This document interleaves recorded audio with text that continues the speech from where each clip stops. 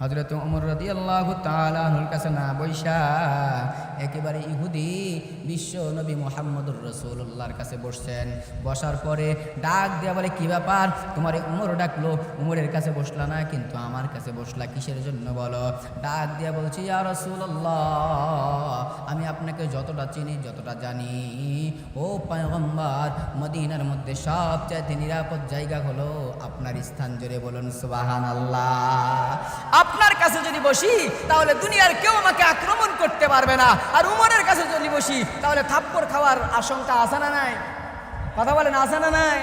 হযরত উমরের মতো যদি একটা থাকতো বাংলার জমিনে, তাহলে আল্লাহর কসম, নেংটি বলেন, ইহুদি বলেন, খ্রিস্টা বলেন, মুনাফিক মার্কা মুসলমানেরা বলেন, পুলিশ বলেন, এসআই বলেন, এসপি বলেন, এমপি বলেন, মন্ত্রী বলেন, কাউকে ছাড় দিয়া কোনো কথা বলতো না। কথা বলেন ঠিক কিনা? আজও বাংলার জমিনে হাজার হাজার উলামায়ে কেরাম তৈরি হয়ে গেছে। এই উলামায়ে কেরামরা যদি গর্জন দেয়, তাদের ডাকে লক্ষ লক্ষ মানুষ জমা হয়ে যায়। কথা বলেন ঠিক কিনা? এরা কাউকে ভয় করে না, চোখ রাঙ্গানি কারো দেখে না, কারো চোখ রাঙ্গানি দেখে না। সম্মানিত মুসলমান ভাইরা, আল্লাহর পয়গম্বর মুহাম্মদুর রাসূলুল্লাহ সাল্লাল্লাহু আলাইহি ওয়াসাল্লাম ডাক দিয়া বলেন, উমর রে, ইহুদিরে কেন ডাক দিয়েছি জানো?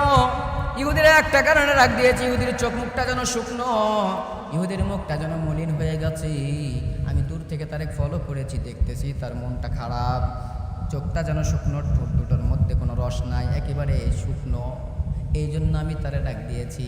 অমর, তার দিকে আর তুমি চাইও না, তার দিকে যদি তুমি তাকাও তাহলে হয়তো এই হার্ট অ্যাটাক করে মারা যাবে। ওমর রে, তার দিকে চেয়েও না। আল্লাহর পয়গম্বর হযরত ওমর রাদিয়াল্লাহু তাআলা আনহুকে বৈশা সকল সাহাবীদের লক্ষ্য কইরা ডাক দিয়ে বলে, বলো তো দেখি, ইহুদিকে বলছে, বলো তো দেখি, তোমার মুখটা শুকনো কেন? কারণটা কি বলো? বলে, ইয়া রাসূলুল্লাহ, আমার মুখ শুকনো একটা মাত্র কারণে, সেটা হলো আজকে আমি উপোস আছি। কি আছি? কথা বলেন, উপোস বুঝেন না? হিন্দুরা কি থাকে? উপোস থাকে না? আর আমরা মুসলমানেরা কি থাকি? রোজা। হিন্দুরা থাকে উপোস, আমরা থাকি, বলেন, হিন্দুরা থাকে উপোস, আমরা থাকি রোজা। আল্লাহর পয়গম্বর ডাক দেয়া বললেন, তুমি কিসের জন্য উপোস আছো? কোন কারণে উপোস আছো বলো? আল্লাহর পয়গম্বরের সাহাবী হযরত ওমর রাদিয়াল্লাহু তাআলা সহ সমস্ত সাহাবীরা বসা, কিন্তু ওমর রাদিয়াল্লাহু তাআলা আনহুকে কেন ডেকে নিয়েছেন সেই কথা আমি আপনাদেরকে শেষের দিকে বলছি। একটু গুরুত্বপূর্ণ কথা, দিলের কানটা দেওয়া কথাগুলো শোনেন। আল্লাহর পয়গম্বর যখন বলেছে তুমি উপোস কেন আছো, কি কারণে আছো, কোন কারণে আছো বলো, আল্লাহর পয়গম্বর এই কথা বলার পরে ডাক দিয়ে বলছে, বনি ইসরাইলের নবী হলো মূসা আলাইহি ওয়াসসালাতু ওয়াসসালাম। কোন নবী? মূসা আলাইহি ওয়াসসালাতু ওয়াসসালাম। যখন ফেরাউন বাহিনী তারে কি করেছিলেন, ফেরাউন বাহিনী তারে তারা করেছিলেন, ওই সময় আল্লাহর পয়গম্বর মূসা আলাইহি ওয়াসসালাতু ওয়াসসালাম নীল দরিয়া কি করেছিলেন, পার হওয়ার জন্য চেষ্টা করতেছিলেন। আল্লাহ তাআলা বলেছিলেন, মূসা রে, তোমার হাতের মধ্যে কি? বলে, আসা, লাঠি। তাহলে লাঠিটা পানির মধ্যে আঘাত করো। লাঠি যখন পানির মধ্যে আঘাত করেছে, আঘাত করার সঙ্গে সঙ্গে একটা দুইটা নয় 12টা রাস্তা তৈরি হয়ে গেছে। জোরে বলুন সুবহানাল্লাহ।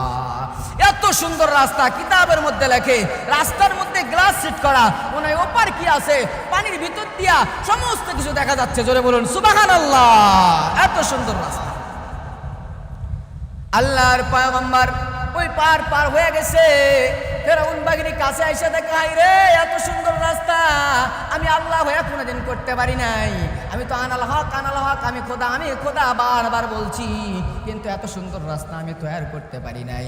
এত সুন্দর রাস্তা আবার তৈরি করলো কে? নামাই দেখি না একটু নামি। এইবার সমস্ত সৈন্যবল নিয়ে নামছে। ফেরাউন বাহিনী কি করছে?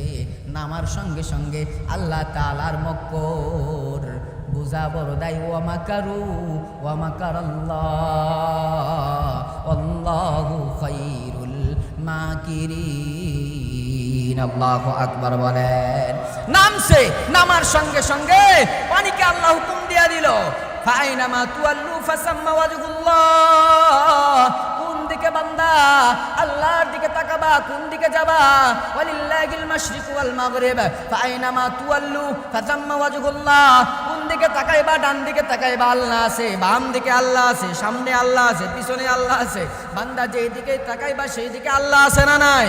কথা বলেন, আছে না নাই? এই মুহূর্তে আমি কথা বলছি, আমার বাবার ক্ষমতা নাই এরকম করে কথা বলা, আমি হাবিবুল্লাহর ক্ষমতা নাই এরকম করে কথা বলা। আমাকে কথা বলাইতেছেন কে? আরো জোরে বলেন কে? আপনারা এই জায়গায় বৈশা আছেন, রাখছেন কে বৈশা? কথা বলেন, রাখছেন কে বৈশা? আপনাদের মধ্যে অনেকের খোঁজ নিয়ে দেখেন, আপনাদের গ্রাম থেকে আপনাদের ডানে বামে এরকম মানুষ অনেক আছে যে নওগাঁ মেডিকেল কলেজে ভর্তি আছে, হাসপাতালে ভর্তি আছে না নাই? মহাদেবপুর ক্লিনিকের মধ্যে ভর্তি আছে না নাই? অনেকে ঢাকা সিবি পিজি বলেন, যা কিছু বলেন সমস্ত কিছুতে ভর্তি আছে। ও বন্ধু, আপনারা আজকে সুযোগ পেয়ে গেছেন। এই যে ফাজিলপুর গ্রামে কোরআনুল কারীমের মাহফিল শুরু হয়ে গেছে। হযরত মূসা আলাইহিস সালাতু ওয়াস সালাম পার হওয়ার পরে ফেরাউন বাহিনী নামছে, মনে আছে আপনাদের? আমার কথাগুলো মনে থুয়েন। ফেরাউন বাহিনী নামার পরে তারা মনে মনে চিন্তা করে, হাই রে এত সুন্দর রাস্তা, আমরাও একটু নেমে যাই। নামছে, আল্লাহ কি করছে? ছাড় দিছে, ছেড়ে দেয়নি। আল্লাহ কি করছে? ছাড় দিছে, ছেড়ে দেয়নি। আল্লাহর আদত আছে, আল্লাহ ছাড় দেয়। कागज काटा कर घुड़ी बना कर उड़ाता है आसमान में, घुड़ी बेचारा क्या करेगा, रशी मौला के हाथ में। कार हाथे रशी? কথা বলেন, কার হাতে রশি? আল্লাহর হাতে রশি। আল্লাহ তাআলা রশি নিয়ে বসে আছে। কিরে আব্দুল করিম, কিরে হাবিবুল্লাহ বেলালি, কোথায় যাবি?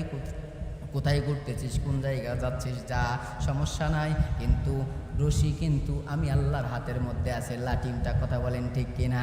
বাচ্চারা ঘুড়ি উড়াবে, দেখবেন ঘুড়ি বিভিন্ন জায়গার মধ্যে যায়, উঠতেই থাকে উঠতেই থাকে উঠতেই থাকে। সন্ধ্যা যখন গনে আসে, আস্তে করে যখন সুতায় পেঁচ দিতে শুরু করে, ওই যে কবি বলেন, কাগজ কাটা কর ঘুড়ি বানা কর। তুমি কাগজ কাটলা, ঘুড়ি বানাইলা, উড়াতা হাই আসমান মে, সুতা লাগাইয়া তুমি আসমানের মধ্যে উড়াইয়া দিলা। আসমানের মধ্যে উড়াইয়া দিয়া কি ভাবতেছ? এইবার সন্ধ্যা লাগতেছে, যখন টান দেন ঘুড়ি আসতে চাই না। কথা বলেন ঠিক কিনা? আসতে চাই ঘুড়ি আসতে চায় না। একবার ডান দিক একবার বাম দিক, দুনিয়ার মানুষ। কবি এইটাই বোঝায়, বড়াই করিস না, লড়াই করিস না, মাস্তানি করিস না, বাটপাড়ি করিস না। কয়দিন হায়াত পাবি, এই হায়াতের জিন্দেগি যতদিন আছে ততদিন একটু নেক আমল কর। আমি আল্লাহর মুতাওয়াজ্জু হয়ে থাক। কবরের সামানটা গুছা, কবরের জন্য নিয়ে আসার জন্য কিছু একটা কর। যদি কবরে নিয়ে আসার জন্য কিছু না করতে পারোস রে বান্দা, তাহলে কিন্তু আল্লাহ ছাড় দেয়, কিন্তু ছেড়ে দেয় না। কথা বলেন ঠিক কিনা?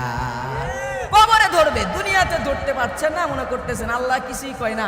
গুনাহ করি আল্লাহ কিছু কয় না, জিনা করি আল্লাহ কিছু কয় না, ব্যভিচার করি আল্লাহ কিছু কয় না, অন্যায় করি আল্লাহ কিছু কয় না, নামাজ পড়ি না কিছু কয় না। কিন্তু আল্লাহ তাআলা কি করবেন? সেই দিন ধরবেন, তখন কোথায় যাবেন? সম্মানিত মুসলমান ভাইরা, ওই যে ফেরাউন বাহিনী নামছে, যখন মাছ পয়েন্টে চলে গেছে। কোন পয়েন্টে? মাঝামাঝি নীল দরিয়ার পানির মাঝখানে চলে গেছে। তার আর একটা মজার কথা বলে নেই, একটু মনে রাখেন। ফেরাউন যখন ভালো ছিল, সুস্থ ছিল, আল্লাহ দাবি করেছে।